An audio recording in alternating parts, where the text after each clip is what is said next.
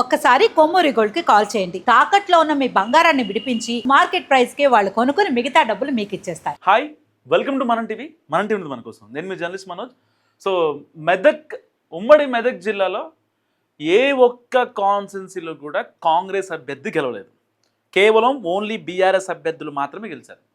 ఎలాగైతే ఖమ్మంలో full sweep చేసిందో కాంగ్రెస్, అలాగా ఉమ్మడి మెదక్ జిల్లాలో బీఆర్ఎస్ గెలిస్తే ఒక్క మెదక్లో మాత్రం కాంగ్రెస్ అభ్యర్థి 10,000 ఓట్లతో మహామహులు వచ్చి ప్రచారం చేసిన, సీఎం కేసీఆర్ లాంటి వాళ్ళు 2 సార్లు వచ్చి ప్రచారం చేసినా సరే ఈ యొక్క డాక్టర్ మైనంపల్లి రోహిత్ రావు గెలిచారు. సో ఇలాంటి నేపథ్యంలో ఒక తాజా సర్వే బయటకు వచ్చింది. అసలు మెదక్లో ఇప్పటికిప్పుడు ఎలక్షన్స్ జరిగితే ఎవరు గెలుస్తారనే దానిపై ఒక షాకింగ్ సర్వే ఇప్పుడు బయటకు వచ్చిన నేపథ్యం. సో ఒక్కసారి మనం అసలు ఎందుకు మరి రోహిత్ రావే గెలవాలని ప్రజలు అనుకుంటున్నారు, సర్వేలు చెప్తున్నాయి అనే వాటి గురించి మనం ఇప్పుడు డిస్కస్ చేద్దాం. సో ఇప్పటికిప్పుడు ఎలక్షన్స్ జరిగితే మైనంపల్లి రోహిత్కి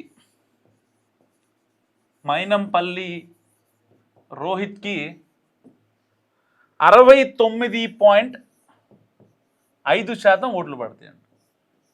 సో ఇది కాంగ్రెస్. అండ్ బీఆర్ఎస్కి 17.08% ఓట్లు వస్తాయి అంటారు. అండ్ బీజేపీకి 13.42% ఓట్ షేరింగ్ ఉంది. సో ఇంతకుముందు ఆయన గెలిచింది 10,000 మెజారిటీ, 10K మెజారిటీ. సో ఇప్పుడు దాదాపుగా 67,000 ఓట్లతో ఆయన గెలిచే అవకాశం ఉంది. ఇది నేను మనం టీవీ చెప్తుంది కాదు, ప్రజల నాడి సర్వేలు చెప్తున్న నేపథ్యం. సో ఎందుకు పర్టికులర్గా రోహిత్ రావునే మళ్ళీ గెలిపిస్తానని ప్రజలు చెప్తున్నారు? ఒకటి, ప్రజల విశ్వాసం.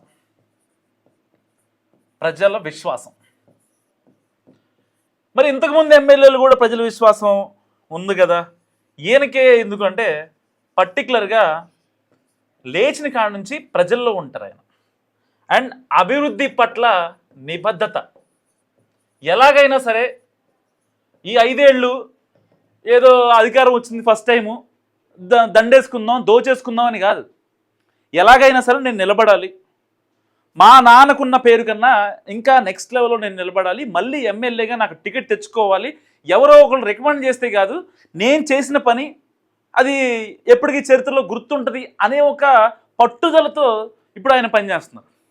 ఏదో కాన్వాయ్ ఇచ్చారు కాబట్టి సరదాగా వెళ్ళి తిరగటం, చిన్న చిన్న కార్యక్రమాలు చూసుకునే అంటే కాదు, ప్రజలతో మమేకం అవుతున్నారు, వాళ్ళ సాధక బాధల గురించి తెలుసుకుంటున్నారు, వాళ్ళ సమస్యల్ని ఏదో అర్జీల రూపంలో వాళ్ళు ఇస్తే మాట్లాడుకొని పక్కన పెట్టడం కాదు, అది ఎలాగైనా సరే జరగాలని చెప్పి డిస్ట్రిక్ట్ కలెక్టర్లు కావచ్చు, దగ్గరలో ఉన్న ఆర్డీఓలు కావచ్చు, ఎంఈఓలు కావచ్చు, ఎంఆర్ఓలు కావచ్చు, ఏ అధికారితో అయినా సరే ప్రజల ప్రాబ్లం ఉందంటే అన్నా అంటే నేనున్నా అంటున్నారు మైనంపల్లి రోహిత్ రావు. సో దానివల్ల ఒక ప్రజల్లో ఒక పాజిటివ్ వైబ్ క్రియేట్ అయింది. ఎగ్జాక్ట్లీ పాజిటివ్ వైబ్ దానివల్ల అవుతుంది. ఏదో ఒక ఎమ్మెల్యే గారు వచ్చారంటే ఆయనకు ఒక మాట చెప్తే అవ్వదు అనే ఒక భావనని చెరిపేసి రోహిత్ రావుకి చెబితే పని అవుతుంది మెదక్లో అనే సిచ్యువేషన్ ఇప్పుడు ఏర్పడైంది. రాజకీయాలకు అతీతంగా, రాగద్వేషాలకు అతీతంగా ఇవాళ మైనంపల్లి రోహిత్ రావు పనిచేసిన సిచ్యువేషన్. సో పర్టికులర్గా కొన్ని విషయాలు మనం మాట్లాడుకుందాం. విద్యారంగం. ఇంతకుముందు మెదక్ నుంచి హైదరాబాద్ కానీ లేకపోతే సంగారెడ్డి కానీ వెళ్ళి చదువుకునేవాడు. ఇప్పుడు మెదక్లోనే ఇంటిగ్రేటెడ్ కాలేజెస్ కావచ్చు, విద్యారంగం చాలా మెరుగుపడిందని చెప్పాలి. మౌలిక వసతులు కల్పించడంలో నిజంగా మైనంపల్లి రోహిత్ రావు ఒక రకంగా ఆయన ఒక మెట్టెక్కారని చెప్పుకోవచ్చు. అంటే స్టార్టింగ్లోనే పిల్లలు స్కూల్కి వెళ్ళడం, ఆ తర్వాత కాలేజీలు, బయట ప్రాంతాలకు వెళ్ళి చదువుకోవాలనే ఆలోచన లేకుండా ఇక్కడే మన కాన్స్టిట్యున్సీలోనే పిల్లలు ఉంటే, సో మండలంలోని అన్ని గ్రామాల ప్రజలు ఇక్కడికే నియోజకవర్గానికి వచ్చి చదువుకుంటారు. సో అలాంటి వ్యవస్థని క్రియేట్ చేయడంలో సఫలమయ్యారు మైనంపల్లి రోహిత్ రావు. సో అంటే ఊరికినే మాట్లాడుకోం కదా. సో పర్టికులర్గా ట్రాన్స్పోర్ట్ విషయంలో కావచ్చు, రోడ్లు కావచ్చు, రైతులు కావచ్చు, ఇటు యువత కావచ్చు, ఇన్ని ఆస్పెక్ట్స్లో మైనంపల్లి రోహిత్ రావు ద బెస్ట్ అనిపించుకున్నారు. సో పార్టీలకు అతీతంగా, రాగద్వేషాలకు అతీతంగా ఆయన చేసినటువంటి ఏదైతే సేవలు వితిన్ 2.5 years స్పాన్లో నిజంగా అల్టిమేట్ అంటున్నారు అక్కడ ప్రజలు.